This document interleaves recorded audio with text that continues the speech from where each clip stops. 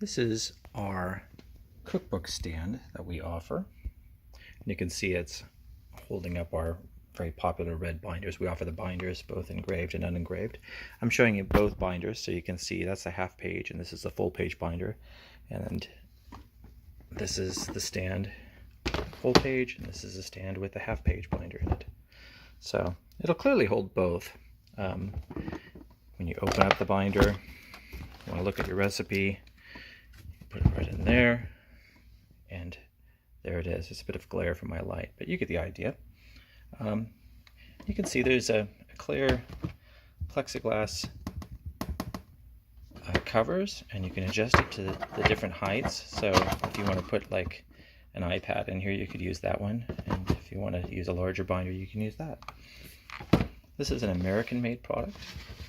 That is maple, and it's just a very simple design that isn't likely to break and will look good in your kitchen for years.